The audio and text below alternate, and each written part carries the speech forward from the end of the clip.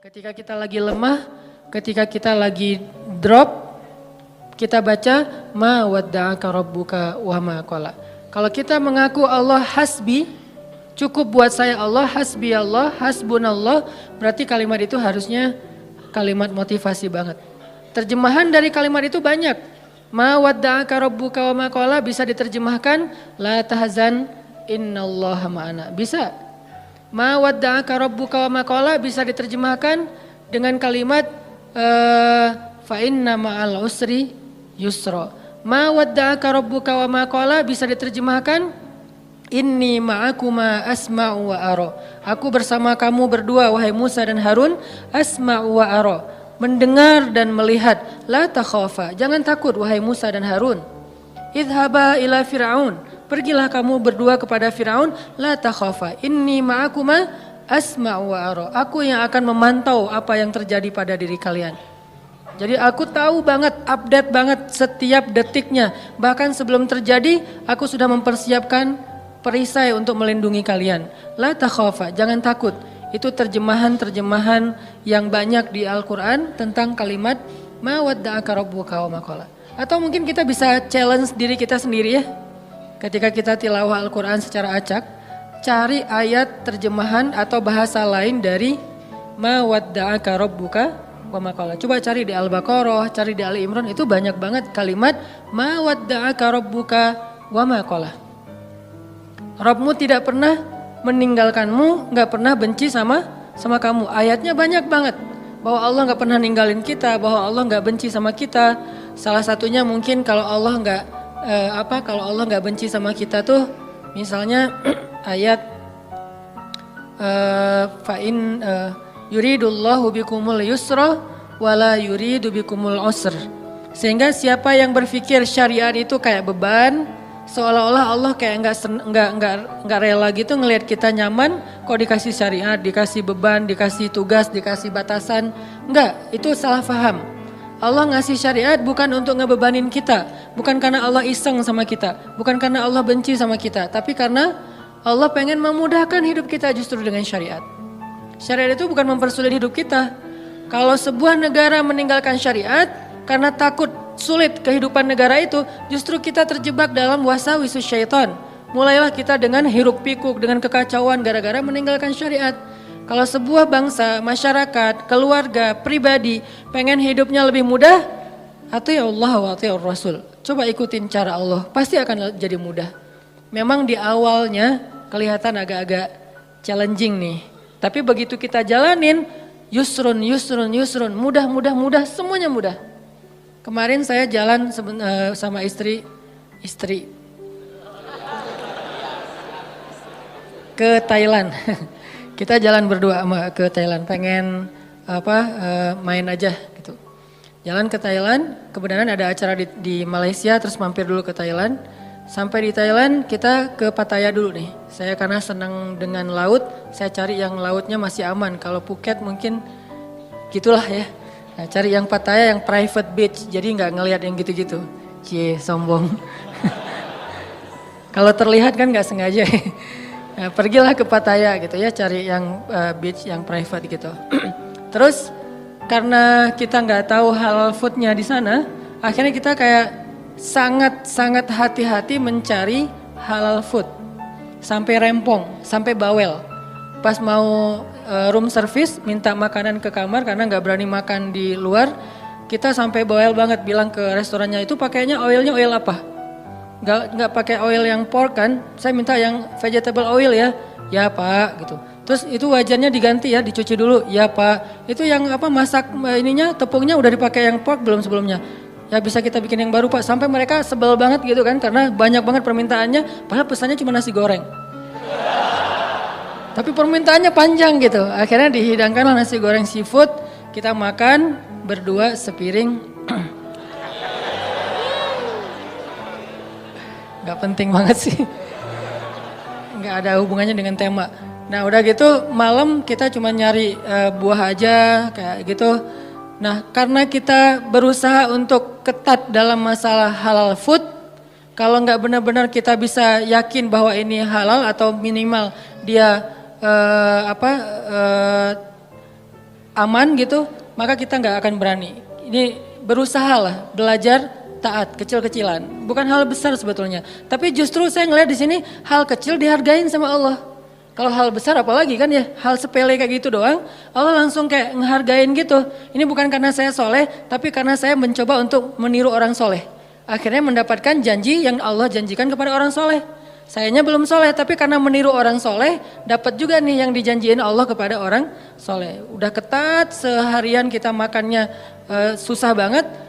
Nah besoknya mau ke Bangkok, hari belum pesan hotel. Tadinya udah pesan lewat travel agent, tapi cancel. Tadinya ada satu jenis hotel yang di pusat kota, dekat dengan tempat pembelanjaan, nemenin istri. Ternyata dari travel agent itu katanya nggak dapat. Oke, cancel. Saya pesan pakai online, pesan nyari yang dekat dengan hotel itu. Entah gimana caranya Allah ngarahin saya untuk ngeklik satu hotel yang saya juga nggak tahu speknya kayak gimana. Pokoknya udah aja ini aja deh, yang paling dekat walaupun ada beberapa pilihan. Ambil hotel tertentu, namanya gak usah disebut. Mahal sombong. Ya gitu deh pokoknya ada namanya lah ya. Nah pas sampai di Bangkok kita masuk ke hotel itu lagi check in. Tiba-tiba ada teman lama saya nih orang Bandung. Dia istrinya lagi lewat, jadi hotel sama kondonya itu bersebelahan. Dia ternyata tinggal di kondonya. Dia lewat ngelihat kayak Ustadz Hanan, dia ngubungin Benzo.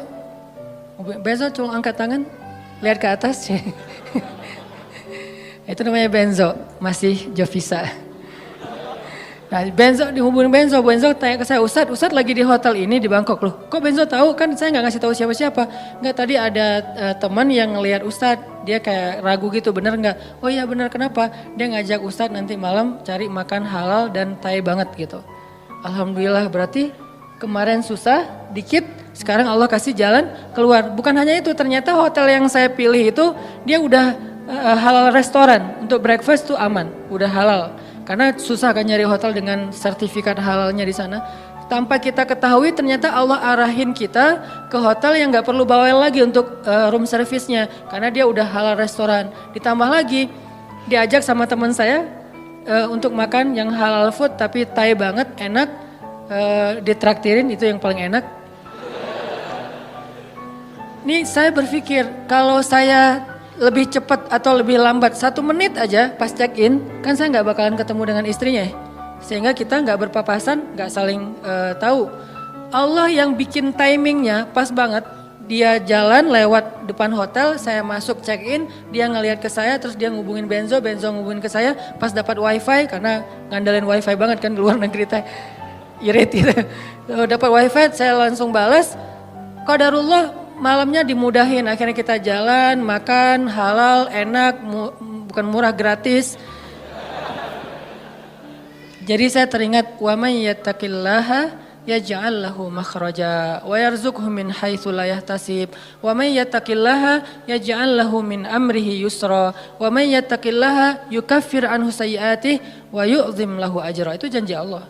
Siapa yang taat sama Allah, Allah kasih jalan keluar. Ini jalan keluarnya. Siapa yang taat sama Allah, Allah kasih rezeki yang tidak terduga-duga. Ini rezeki yang tidak terduga-duga. Akhirnya ketemu teman orang Bandung yang udah tinggal di sana.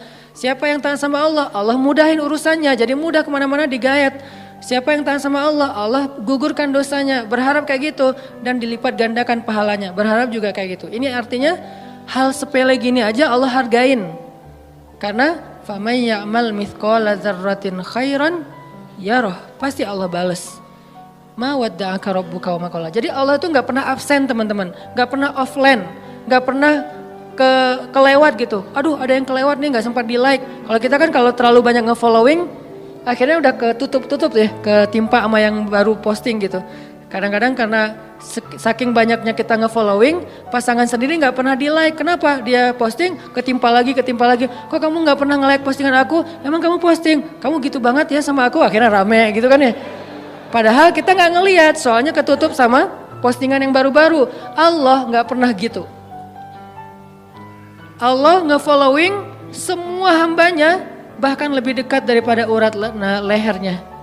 Wa huwa ma'akum aina ma kuntum, bersama dengan kalian, membersamai kalian dimanapun kalian berada. Tapi ketika kita post adegan-adegan kehidupan kita, nggak pernah ada yang ketimpa dan kelewat sama Allah untuk di like, untuk dikomen, untuk di-repost. Bahkan Umar di-repost oleh Allah di Al-Quran kata-katanya.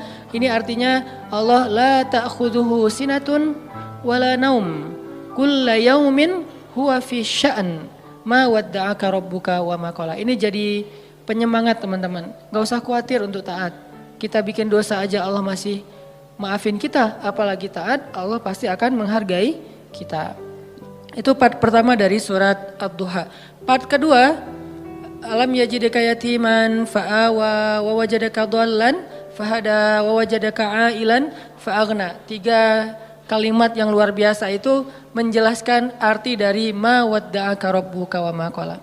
Apa bukti bahwa Allah enggak pernah ninggalin Nabi Muhammad?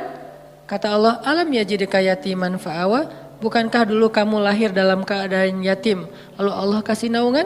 Kalau Allah ninggalin kamu, gak mungkin kamu bisa tumbuh dengan baik. Kalau Allah benci sama kamu, maka dibiarin aja kamu terlunta-lunta dalam keadaan yatim. Wa wajadaka dhallan fahada. Bukankah kamu dulu pernah tersesat di jalan, mau ke suatu negeri tapi kamu salah ngambil jalan di tengah padang pasir, akhirnya gak tahu arah ke tujuan. Kalau Allah benci sama kamu, gak akan dikasih tuh petunjuk ke negeri yang kamu tuju. Gak akan diarahin kamu untuk sampai kepada destinasi yang kamu tuju. Bukti Allah ma wadda'aka rabbuka wa ma qala. Alam yajidka yatiman fa'awa wa wajadaka dhallan fahada wa wajadaka ailan fa'aghna. Nanti kalau kemarin saya bahas alam yajidka yatiman fa'awa versi Nabi Muhammad, yang belum kebahas itu versi Nabi Musa ya. Versi Ibrahim, versi Ismail, versi Isa, versi Yahya, versi Maryam. Itu semuanya ayat-ayat tentang kisah-kisah tentang alam yajidka yatiman ya Maryam, alam yajidka yatiman Yahya, alam yajidka yatiman Isa, alam yajidka yatiman Ibrahim, alam yajidka yatiman Musa, alam yajidka yatiman semua hamba-hambanya fa'awa, Allah kasih naungan. Baca kisah-kisah Al-Quran untuk memahami maksud alam yajidka yatiman fa'awa. Terutama kisah Yusuf. Alam yajidka yatiman fa'awa. Yatim gimana yatimnya Yusuf? Yatim di dalam sungai, di dalam sumur. Gak punya siapa-siapa. Ayahnya gak tahu di mana keberadaan anaknya. Kakak-kakaknya udah gak peduli dengan adiknya. Yatiman fa'awa. Fa'awa pertama ditemukan oleh para musafir. Fa'awa kedua masuk ke dalam istana. Dan seterusnya dan seterusnya. Alam yajidka yatiman fa'awa. Insyaallah nanti kita lanjutkan lagi pembahasan surat Ad-Duha ini. Ini bukan cuma tafsir ya teman-teman, tapi ini tadabbur. Saya berusaha untuk menganalogikan dengan kehidupan kita supaya kita bisa menjadikan ayat itu sebagai motivasi hidup kita. Barakallah, kita lanjutkan setelah sholat Isya. Bismillahirrahmanirrahim. Teman-teman yang dirahmati Allah Subhanahu wa taala, kita lanjutkan pembahasan kita tentang surat Ad-Duha. Alam yajidka yatiman fa'awa wa wajadaka dhallan fahada wa wajadaka ailan fa'aghna. Kalimat alam yajidka yatiman fa'awa itu adalah kalimat pembuktian. Seolah-olah Allah ngomong ke kita tuh gini, kamu gak ingat dulu ketika kamu pernah gini, siapa yang nolong kamu? Emangnya kamu gak ingat dulu ketika kamu pernah terpuruk, siapa yang buat kamu bisa survive? Ketika kamu hampir celaka, siapa yang menyelamatkan kamu? Ketika kamu gini, siapa yang menolong kamu dan seterusnya. Jadi alam di sini Allah pengen ngingetin kita. Jadi kalimat alam adalah kalimat permintaan dari Allah supaya kita ingat-ingat lagi nih pengalaman hidup kita. Ada yang pengalamannya sampai ekstrim, second life misalnya, hampir celaka, terus bisa selamat. Ada yang pengalamannya masalah hutang, ada yang pengalamannya hampir bunuh diri tapi nggak jadi gara-gara diputusin. Ada yang macam-macam kan pengalaman orang maya. Nah itu kalimat alam yajidka yatiman. Yajidka itu Allah mendapati kamu dalam status nggak ada apa-apa sebetulnya. Kita tuh awalnya nggak punya apa-apa, bukan siapa-siapa, nggak bermodalkan apapun. Allah yang fa'awa, fahada, fa'aghna. Itu terjadi kepada kehidupan kita masing-masing. Kalau dalam bahasa kisah Nabi, fa'awa di masa Abdul Muthalib, fa'awa di masa Halimah, fa'awa di masa Abu Talib, dan fa'awa di masa Khadijah. Ini semuanya bentuk-bentuk fa'awanya Allah kepada Rasulullah Sallallahu Alaihi Wasallam. Kalau kita terjemahin ayat itu dengan kisah Nabi Musa, alam yajidka yatiman fa'awa, itu bisa teman-teman temuin di surat Toha dan surat Al-Qasas. Nanti di dalam surat-surat itu Allah ngejelasin tentang gimana dulu Nabi Musa dihanyutkan ke Sungai Nil. Walaqad mananna 'alaika marratan ukhra idh awhayna ila ummika ma yuha an qadhifihi fit tabut فقذفيه في اليم فليلقه اليم بالساحل يأخذه عدو لي وعدو له وألقيت إليك محبة مني ولتصنع على عيني.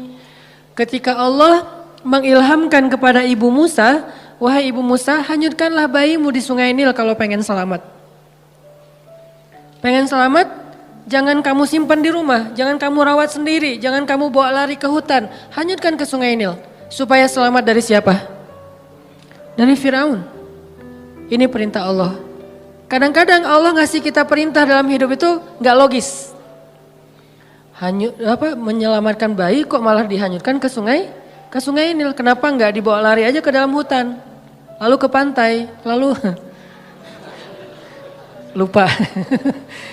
Kenapa nggak umpetin aja di rumah gitu? Kenapa nggak bikin rumah aja di yang jauh, atau mungkin ibu dan keluarga Musa ngungsi aja ke Madian misalnya, ke luar negeri. Jadi orang yang lari dari negeri Firaun, kenapa nggak gitu aja yang lebih logis? Kenapa malah selamatkanlah bayimu dari Firaun dan tentaranya dengan cara hanyutkan ke Sungai Nil. Itulah hidup. Tidak semua perintah Allah itu kadang kita mengerti di awal, teman-teman. Kita cukup tahu bahwa ini perintah Allah, sami'na wa ata'na. Kalau pengen bahas lebih dalam lagi untuk cari tahu hikmahnya, silakan. Tapi jangan tunggu sampai kita ngerti hikmahnya baru sami'na wa ata'na, kelamaan. Akhirnya kita kehilangan banyak sekali kesempatan dapat kebaikan dari Allah. Justru biasanya Allah ngasih kejutan ketika kita ngambil challenge-nya Allah. Iman challenge, akidah challenge, tauhid challenge. Challenge-nya apa? Lakukan perintah Allah walaupun menurut logika kita agak aneh. Misalnya, tinggalkan pekerjaan itu. Ya Allah, pekerjaan inilah yang bikin saya bertahan hidup selama ini. Saya beli rumah, beli mobil, saya punya tabungan sekian gara-gara kerjaan ini. Udah tinggalin aja. Terus nanti saya kerja apa? Tenang, Allah yang gantiin. Terus gimana Ustadz? Jalannya dari mana Ustadz? Allah tahu jalannya, kita doang yang gak tahu. Kalau kita nggak tahu bukan berarti Allah nggak tahu kan? Kita yang nggak tahu, Allah tahu. Karena Allah alimun, basirun, khabirun, maha tahu, maha melihat, maha teliti, latifun, sami'un. Allah maha kuasa. Jadi kalau kita nggak tahu caranya bukan berarti dia nggak bisa. Serahin aja sama Allah. Ketika kita serahin sama Allah, Allah nggak mungkin ngecewain kita. Kenapa? Allah nggak pernah ngecewain hamba. Kita aja ke teman kalau udah diserahin satu amanah, kita berusaha untuk bikin dia terkesan, nggak sampai bikin dia kecewa. Apalagi Allah. Hanyutkan bayimu ke Sungai Nil supaya selamat dari Firaun. Setelah Allah kuatkan hati ibunya, akhirnya karena ibunya soleha, hanyutin bayinya ke Sungai Nil, berharap selamat dari Firaun. Cuman nggak bisa lepas juga, pakai kakaknya yang jadi pengintai gitu, nyari tahu adiknya hanyut kemana. Ngalir, bukannya ke negeri yang jauh, bukannya ke Sudan kayak atau ke luar negeri kayak, kan Sungai Nil itu membelah berapa negara ya. Bukan sampai ke luar negeri, gak lama kemudian malah masuk selokan yang mengarah ke tempat pemandian pribadinya Fir'aun. Ini makin gak logis nih. Luar biasa cara Allah tuh, Allah luar biasa cara membuat skenario-nya tuh keren banget. Masuk ke selokan itu, kakaknya Musa makin khawatir, gimana dengan adik, dia masuk ke selokan itu. Langsung dilaporin ke ibunya. Di surat Al-Qasas dikisahkan ketika ibunya tahu Musa hanyutnya ke dalam selokan yang mengarah ke pemandian khusus Fir'aun, hampir copot jantung ibu Musa. Hampir copot jantung Ibu Musa. Kenapa bisa dipastikan bayi ini akan ditemukan oleh para dayang-dayang Firaun dan kalau ketahuan Firaun pasti akan dibunuh. Ini ujian luar biasa. Tapi ini challenge-nya justru di situ. Ketika kita berhijrah, ketika kita ngikutin cara Allah, awalnya terlihat, ya Allah kok gini ya? Kok jadi gini ya? Kok malah masuk ke selokan ini ya? Kan gitu ya, ada kejutan-kejutan kecil gitu awal-awal kita berhijrah. Baru aja kita halalin putusin, akhirnya putusin, dia langsung jadian sama orang lain. Kan itu berat banget ya. Dia kayak mudah banget gitu move on dari kita. Padahal kita mutusin itu cuman gertak doang biar dia mau halal gitu. Siapa yang takut kata dia, akhirnya jadian sama orang lain, itu tuh berat banget. Saya tahu rasanya, Jadi masuk ke selokan itu, udah gitu ke sungai kecil. Ditemuin sama dayang-dayang Firaun, dikasih kepada istri Firaun. Qadarullahnya Allah udah kasih persiapan bahwa istri Firaun belum punya anak. Sehingga ketika dibuka tuh tabut, keranjang yang ada bayi Musa, dibuka dilihat oleh istri Firaun. Allah bilang di surat Toha, wa alqaitu ilaika mahabbatan minni. Aku masukkan untukmu cinta dariku. Maksudnya apa? Tiba-tiba istri Firaun jatuh hati kepada bayi Musa. Siapa yang bikin dia jatuh hati? Allah. Sebagaimana Halimatus Sa'diyah jatuh hati kepada bayi Muhammad untuk menyusuinya secara gratis, begitulah istri Firaun jatuh hati kepada bayi Musa dan mau mengangkatnya sebagai anak tanpa bertanya siapa dan dari mana asal usulnya. Wa alqaitu ilaika mahabbatan minni. Gini cara Allah nolong hambanya. Fa'awanya tuh Allah datangkan orang yang mencintai kita. Tiba-tiba ada aja yang anggap kita kayak keluarga barunya. Pernah kan kita merantau, tiba-tiba di perantauan kita nggak kenal siapa-siapa, dapat keluarga yang sebetulnya dia nggak kenal dengan kita, dia nggak tahu background kita, basic kita dari mana asalnya, pokoknya dia tiba-tiba kayak sayang aja gitu sama kita. Saya di Mesir juga gitu, tiba-tiba ada aja orang Mesir yang sayang sama saya sehingga dianggap kayak anak angkatnya. Kamu kalau butuh apa-apa bilang ya, kamu kalau butuh apa-apa bilang. Setiap awal bulan, dan beliau siapa? Profesor lah gitu, dosen Al-Azhar.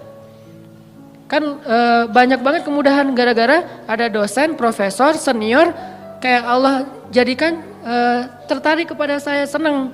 Kamu kalau butuh apa-apa bilang ya. Terus pas awal bulan dapat gaji langsung datengin, nak kamu udah beli buku? Belum, kasih aja. Udah sih cuman kayak kurang aja gitu kan ya. Belum, wah ini beli buku, kasih beli buku. Terus kalau dia lagi panen, di Mesir itu namanya adas. Adas itu kayak kacang hijau kita tapi warnanya oranye. Jadi fungsinya kayak kacang hijau menghangatkan tubuh, bagus, biji-bijian. Kalau lagi panen adas, dia langsung bawa beberapa karung ke rumah tuh. Nih adas buat kalian, panen anggur, panen apa, segala macam buah-buahan di kebun dia tuh dibawa ke rumah kita. Kenapa? Wa alqaitu ilaika mahabbatan minni. Allah yang bikin dia jatuh hati kepada orang ini. Sehingga akhirnya istri Firaun langsung jatuh hati kepada bayi Musa. Firaun enggak, karena Allah sudah mengunci hatinya. Bukan karena Allah mengunci hatinya, belum sih. Karena hatinya keras, maaf salah, jangan disensor. Karena hatinya keras. Karena Allah gak akan mengunci hati seseorang sebelum Allah utus Nabi kan. Karena hatinya keras, jadi dia gak akan bisa disentuh dengan cinta. Firaun tetap marah kepada Musa yang masih bayi. Ini pasti nih anak Bani Israel yang dibuang supaya gak terbunuh nih. Gua bunuh nih sekarang, jangan-jangan kata istrinya Firaun dan dia ngebujuk suaminya dengan manja gitu. Gak pakai cantik sih, manja doang gitu.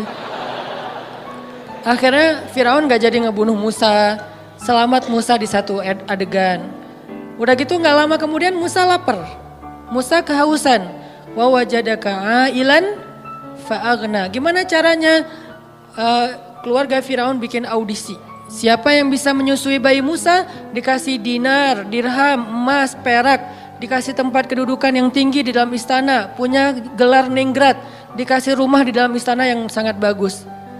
Dari sekian banyak perempuan-perempuan yang ingin menyusui Musa, semua ditolak sama Musa. Karena kenapa? Allah mengilhamkan kayak gitu kepada bayi ini. Padahal kan sebetulnya kalau bayi polos biasa aja asal ada yang nyusuin kan dia nyusu ya. Tapi Allah mentakdirkan Musa gak boleh nyusuin ke ini. Di antara sekian yang banyak audisi, yang terakhir justru yang diterima. Kenapa? Allah yang nentuin. Jadi gak masalah, ada yang datang pertama sebelum kita bawa Alphard, bayarin aja. Kalau Allah nggak mengikat hatinya, pasti ditolak. Walaupun modalnya, uang, apa segala macam, nggak, tenang. Abu Bakar datang ngelamar Fatimah, ditolak sama Nabi. Kurang apa coba Abu Bakar? Tajir, soleh. Kan ideal banget ya. Ada yang soleh, nggak tajir. Ada yang tajir, kurang soleh. Tajir, soleh. Tajir, soleh. Abu Bakar ditolak. Datang Umar, tajir, soleh, kuat, cowok banget, ditolak juga. Ali awalnya, aduh Abu Bakar aja ditolak, Umar aja ditolak, apalagi saya nih. Akhirnya kayak Ali cuma ngelewat doang depan rumah Nabi, lewat lagi. Dipanggil sama Nabi, Ali kenapa? Enggak ya Rasulullah gitu. Ali, kamu pengen menikahi Fatimah? Terserah sih. Akhirnya Nabi yang ngelamar Ali dalam bahasa ininya ya, adegannya, walaupun secara resmi nanti Ali yang ngelamar Fatimah. Nabi kayak yang nawarin kepada Ali, kenapa? Allah yang bikin kayak gitu. Jadi gak usah pesimis, yang penting minta kepada pemilik hati, ya Allah kan hatinya bukan milik dia, milik engkau. Jadi saya mintanya ke engkau aja ya Allah, bukan ke dia. Nanti setelah engkau baru dia. Sehingga pas kita datang kayak bukan tipe dia banget, bukan standar dia banget, tapi buat Allah kita standar dia banget. Buat dia kita enggak banget. Enggak masalah kan? Yang penting buat Allah kita banget lah. Begitu kita datang dia enggak bisa bilang enggak. Kok saya ngomongnya iya ya? Pengen bilang enggak tapi enggak bisa gitu. Ya udah deh, ya aja. Jadi aja. Setelah itu Allah masukkan hub cinta sehingga dia mencintai kita mencintai dia karena Allah Subhanahu wa taala dan itu mubarak, diberkahi. Itulah istri Firaun. Akhirnya Musa tinggal di situ, ibunya tinggal di situ, kakaknya, tetehnya tinggal di situ, AA-nya tinggal di situ. Siapa AA-nya Musa? Harun. Semuanya sekeluarga tinggal di situ. Ini namanya alam yajidka yatiman fa'awa. Allah yang bikin skenario yang kayak gitu. Ismail juga kayak gitu. Kemudian Yahya alaihissalam juga kayak gitu. Maryam juga kayak gitu. Alam yajidka yatiman. Maryam kan lahir gak punya ayah. Bukan gak punya ayah. Ayahnya udah wafat kan. Imran sama anak yatim perempuan lagi itu. Siapa yang fa'awa Maryam? Wa kaffalaha Zakaria. Zakaria yang mengawakan Maryam. Dan Zakaria cinta banget sama Maryam. Walaupun itu adalah ponakannya tapi seperti putrinya sendiri. Dan Zakaria adalah sebaik-baik orang yang merawat Maryam. Walaupun ayahnya soleh banget, tapi ada yang lebih daripada ayahnya. Ayahnya orang soleh, Zakaria nabi. Sehingga Allah ingin Maryam ini dirawat bukan oleh ayahnya yang soleh, tapi oleh pamannya yang nabi, yaitu Zakaria. Ini cara Allah teman-teman. Sehingga itu menjadi bukti ma wadda'aka rabbuka wa ma qala. Andalin Allah aja deh. Kita mau hijrah, kita mau ganti kerjaan, kita mau dapetin pasangan, kita mau punya anak, kita mau, udah bilang aja sama Allah. Ada mau apa aja bilang aja sama Allah. Selama yang kita inginkan itu kebaikan, Allah malu untuk gak mengabulkan keinginan kita. Gak mungkin gak dikabulkan, pasti. Kenapa saya bilang pasti? Allah sendiri mengatakan, ujibu da'watad da'i idza da'an. Kalau ada yang berdoa sama aku, curhat sama aku, ujib. Aku pasti akan nge-replay, akan ngerespon, akan ngejawab, akan nge-read. Gak mungkin enggak. Pasti dibalas sama Allah SWT. Kalau teman, pasangan, geng gak ngebalas WA, biasalah itu. Tapi kalau Allah gak mungkin enggak. Pasti di-read langsung dibalas sama Allah. Cuman balasnya Allah apa? Kadang dibalas dengan yang sama persis dengan yang kita minta. Kadang dibalas dengan yang lebih baik dari yang kita minta. Yang enggak dikasih yang sebaliknya yang buruk dari yang kita minta. Nggak mungkin. Kalau nggak sama lebih baik antara dua itu. Dan dua-duanya untung.